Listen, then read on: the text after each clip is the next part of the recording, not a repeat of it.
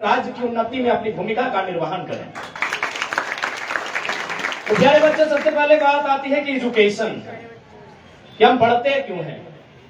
मैं भी एक छात्र हूं, भले सर ने हमारा परिचय दिया, 2 साल से हम लोग झारखंड में आंदोलन कर रहे हैं, लेकिन अभी भी मैं एक छात्र हूं, मैं भी एक पीएचडी का छात्र हूं। जिसे आप अभी 9-10 में होंगे, 9-10 में ना, 8-9-10 में, उसके बाद आप इंटर 12 में जाएंगे, फिर आप बैचलर डिग्री करेंगे, फिर मास्टर डिग्री करेंगे, फिर डॉक्टर डिग्री, यानी there are 3 types of degree. Bharat में जो एजुकेशन की डिग्रियां होती है वो 3 प्रकार की होती है, बैचलर डिग्री, मास्टर डिग्री और डॉक्टर डिग्री। मैं भी डॉक्टर डिग्री का भी छात्र हूं। तो मैं जब हम लोग अपनी क्लास ले रहे थे, हमारे प्रोफेसर, तो उन्होंने एक लाइन लिखा था ब्लैक बोर्ड में, मैन इज एन एनिमल। उन्होंने ब्लैक बोर्ड में क्या लिखा था? Man is an animal. उसका हिंदी में क्या अर्थ हुआ कि मनुष्य क्या है? एक जानवर है। तो पूरे क्लास ने कहा सर ये तो आप गलत लिखे हैं। बोला नहीं, बहुत विवाद हुआ और फाइनली उन्होंने क्या ऐड किया पता है? सिर्फ एक ही वर्ड उन्होंने ऐड किया, man is a rational animal. Rational का मतलब होता है जिसमें समझ होता है, जिसमें विवेक होता है। यानी आपको इस बात को स्वीकारना होगा कि आज से 1000 साल पहले जाए, लाख साल पहले जाए, या मानव जाति के करोड़ों साल के इतिहास को उठा के लाए, कहीं ना कहीं हमारी उत्पत्ति भी एक पशुओं के समान हुई है। तो हम लोग भी एनिमल है, लेकिन फर्क क्या है? Rational animal. रेशनल यानी विवेक, समझ। तो ये कब आता है? जब हम में शिक्षा होती है, जब हम ज्ञान अर्जन करते हैं, तब हम रेशनल यानी एक विवेकी इंसान बनते हैं, यानी पशु से समझदार, रेशनल एनिमल, अगर हमारी भाषा में और आपकी भाषा में कहा जाए। इसलिए शिक्षा का हर मनुष्य के जीवन में महत्व होता है। आप अगर पूछेंगे कि what is the power of education, तो मैं ज्यादा उदाहरण नहीं दूंगा। मैं आपके बीच खड़ा हूँ, एक झारखंड से चलकर आया एक साधारण सा लड़का, एक गरीब फैमिली का लड़का। मैं आपको बता दूं, मेरा जो परिवार है, क्योंकि जब झारखंड मूवमेंट, जिस प्रकार इंडिया का मूवमेंट हुआ था, तो भारत के स्वतंत्रता सेनानी थे, तो हमारा झारखंड भी लड़ के लिया गया है। तो झारखंड के फ्रीडम फाइटर हैं, मूवमेंट के हीरो हैं। तो मेरे पिताजी भी उस मूवमेंट में रहे हैं। तो मेरी माँ को 3000 रुपए, 3000 ओनली पेंशन मिलता है। यानी हमारे परिवार में कोई अगर हाईएस्ट कहीं से पैसा आता है, तो मेरी माँ को झारखंड सरकार की ओर से मात्र 3000 रुपए आता है। यानी मैं भी एक साधारण परिवार, आप सोच नहीं सकते हैं मैं उतने साधारण परिवार का लड़का हूं, लेकिन आपके बीच प्रमुख पहना के रूप में हो। ये पावर ऑफ एजुकेशन। यहाँ जितने भी लोग हैं, सम्मानित लोग हैं, मैं सबको प्रणाम करता हूँ। हमारे झारखंड में प्रणाम होता है, गोड़ लागू होता है, मैं सबको गोड़ लगता हूँ। लेकिन सब आयु की अगर बात करें तो मैं सबसे छोटा हूँ कि नहीं? जितने लोग आज चेयर में बैठे हैं सब सम्मानित लोग हैं। अपने जीवन के इन्होंने 50, 60, 70 बसंत देखा है, इन्होंने अपने जीवन के एक लंबा समय सफर तय किया है। लेकिन उसके बावजूद मैं अगर प्रमुख पहुना यानी अंग्रेजी में चीफ गेस्ट, मुख्य अतिथि बना हो, तो इसलिए कि मैं दिखता अच्छा नहीं हूँ, पहनता अच्छा नहीं हूँ, पढ़ा लिखा। मैं पढ़ा लिखा हूँ, इसलिए आपके बीच में आज खड़ा हूँ। इसलिए मैं आपसे विनम्र अपील करूंगा कि अगर दुनिया को बदलना है, समाज को बदलना है, अपने आप को बदलना है, तो आपको पढ़ना होगा और बेहतर इंसान अपने आप को समाज में बनाना होगा। और जिस उम्र में आप हैं, मोटा मोटी 13 साल 14 साल, ये दिख रहा है 12 साल 13 साल 14 साल, तो हमारे एक एजुकेशन की लाइन में कभी टीचर कहते हैं कि जो टीनेजर का उम्र होता है ना, वो सबसे बेहतरीन उम्र होता है। उस उम्र में आप अपने आप को बना सकते हैं या तो अपने आप को बिगाड़ सकते हैं। टीनेजर समझते हैं ना, 13 to 19, अंग्रेजी में अगर आप 1-2 से गिनेंगे उम्र को इंसान की, तो टीनेजर 13, 14, 15, 16, 17, 18, 19, यानी 7, ये 13 से लेके जो 19 की उम्र होती है उसे हम टीनेजर कहते हैं।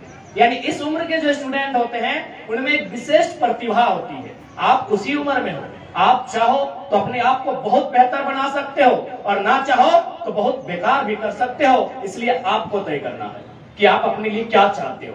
क्योंकि आप जिस उम्र में हैं, मैं एक छोटी सी घटना सुनाता हूं। जिस प्रकार छत्रपति शिवाजी महाराज का नाम आता है, ठीक उसी प्रकार फ्रांस में नेपोलियन बोनापार्ट का नाम आता है। फ्रांस है ना?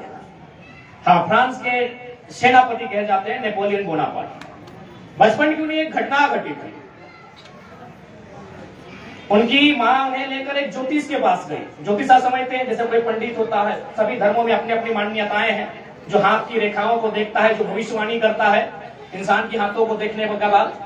तो नेपोलियन बोनापार्ट की माँ उन्हें लेकर एक ज्योतिष के पास गई थी, और ज्योतिष ने जब उनके हाथ को देखा तो कहा कि आपका जो पुत्र है जब ये बड़ा होगा तो इसका जीवन बहुत दुख में कटेगा।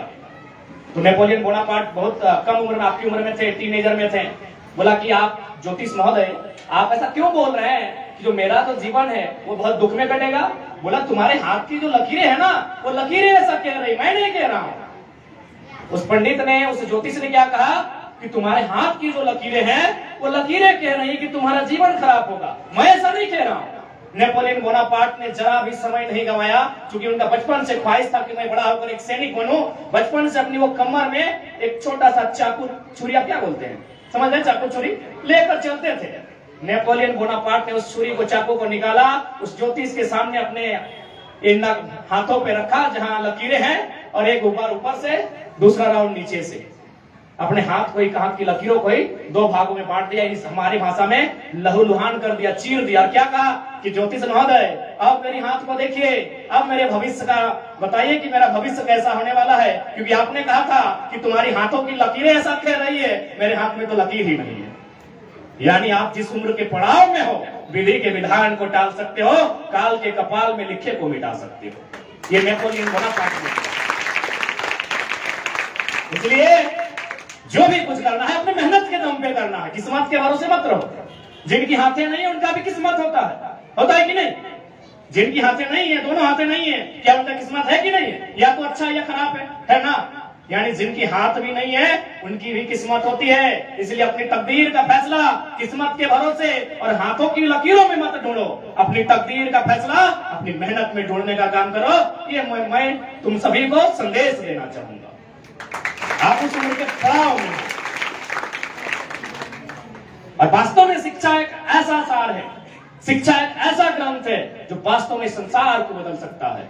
आप महात्मा बुद्ध का नाम सुने आप लोग? लाइटोपेसिया बुद्ध, लाइटोपेसिया एक सवाल भी आता है हमारे झारखंड में, जीएस में पूछा भी जाता है। आप सिकंदर का नाम सुने? जो जीता वही सिकंदर, ये भी सुने होंगे। सिकंदर यूनान के थे, जिसे आज हम ग्रीक कहते हैं, और बुद्ध भारत का हिस्सा, लेकिन आज वो नेपाल लुम्बिनी में चला गया है। बुद्ध का जन्म हुआ था 563 ईसा पूर्व और सिकंदर का जन्म हुआ था 356 ईसा पूर्व, यानी लगभग 200 साल का डिफरेंस था, ज्यादा डिफरेंस नहीं था। दोनों मान के चलेंगे कि एक लगभग समांतर कालखंड के थे। सिकंदर के हाथ में तलवार थी और बुद्ध के हाथ में विचार था। बुद्ध के पास क्या था? विचार था। आज बुद्ध पूरी दुनिया में पूजे जाते हैं कि नहीं? क्योंकि उनके पास क्या था? विचार था। विचार आया कहां से? ज्ञान से आया। और सिकंदर के हाथ में क्या था? तलवार। आपकी जानकारी के लिए बता दें, बुद्ध 80 साल की उम्र में दुनिया को त्यागे थे, सिकंदर मात्र 33 साल की आयु में। क्योंकि आपके हाथों में अगर हम हथियार थमा दें, आप कितने लोगों की हत्या कर पाओगे? आप कितना बलशाली हो? 2 को मारोगे, तीसरे को, चौथे को, पांचवें को, छठे को, सातवें को, आठवें को, 9वां का नंबर आते आते या तो आपकी भुजाओं का बल जवाब दे देगा या तो फिर आपकी तलवार जवाब दे देगी। यस या नो? कितने लोगों के मारोगे? यदि आपके हाथों में, मैं कहूं नहीं सबसे बलशाली कौन है? तुम हो, चलो तुम्हें खड़ा करके तुम्हारी हाथों में मैं तलवार थमा दूं, 9-10 या तो भुजाओं का बल जवाब दे देगा या तो तुम्हारी तलवार जवाब दे देगी। लेकिन तुम्हारे हाथों में अगर विचार, तुम्हारे कंठ में अगर विचार दे दिया जाए, तुम्हें अगर शिक्षा की शक्ति दे दिया जाए, तुम्हें ज्ञान दे दिया जाए, तो ना तुम कभी रुकोगे ना कभी थकोगे, बुद्ध की तरह एशिया, लाइट ऑफ एशिया कहलाओगे। तो ये शिक्षा की ताकत होती है। जिस अवस्था में है प्रयास करें कुछ बेहतर करने की। हमारे एक प्रोफेसर कहते थे कि मेरी उम्र 40 हो रही है, लेकिन मेरा दिल कहता है कि अगर मैं 4 घंटा रोज फुटबॉल खेलूंगा तो एक अच्छा फुटबॉल प्लेयर बन जाऊंगा। क्योंकि उनको विश्वास था कि हम जिस काम में 4 घंटा लगाते हैं, कम से कम उसका रिजल्ट होना चाहिए। मान के चलिए अगर तुमको पढ़ने में मन नहीं करता, सपोज दैट तुमको पढ़ने में मन नहीं करता है, तुम्हारा मन करता है कि दौड़े, तो 4 घंटा कंटिन्यू दौड़ो, पुणे से लेकर सतारा तक। और जब दौड़ो तो कम से कम यूसेन बोल्ट बन के निकलो। यानी मेरे कहने का तात्पर्य है, तुम जिस काम में 4 घंटा, 5 घंटा, 6 घंटा देते हो, उस फील्ड का तुम्हें एक्सपर्ट होना चाहिए, नंबर 1 होना चाहिए। दौड़ो ना। अरे पढ़ने में दिल नहीं करते, दौड़ो। सबसे ज्यादा रनिंग में गोल्ड मेडल किसके? ओलंपिक में यूसेन बोल्ट का। वो पढ़ा लिखा होगा कि नहीं मुझे नहीं मालूम, लेकिन नंबर 1 धावक है। तो दौड़ तो सकते हो। चलो पढ़ने में मन नहीं करता है, गाने में मन नहीं करता है, नाचने में मन नहीं करता है, या और कोई काम में मन नहीं करता है, दौड़ तो सकते हो। उछल कूद तो कर सकते हो। उछल कूद में भी ओलंपिक्स में गोल्ड होता है कि नहीं? यानी मेरे कहने का तात्पर्य है, किसी एक काम को ऐसा चुनो जिसमें तुम अपने आप को नंबर 1 बना सको। क्योंकि दुनिया नंबर 2 को नहीं पूछती है प्यारे बच्चों, दुनिया नंबर 2 को नहीं पूछती है। क्या आप हमें बताएंगे कि हिमालय की ऊंची चोटी पर माउंट एवरेस्ट पर सबसे पहले कौन गया था? Edmund Hillary. चलिए ठीक है, तेनसिंग एडमंड हिलेरी साथ में गए थे। अंतरिक्ष में सबसे पहले कौन गया था? यूरी गगरिन, बराबर है। चंद्रमा में सबसे पहले कौन गया था? नील आर्मस्ट्रॉन्ग, बराबर है। भारत देश के पहले प्रधानमंत्री पंडित जवाहरलाल नेहरू, बराबर है। भारत देश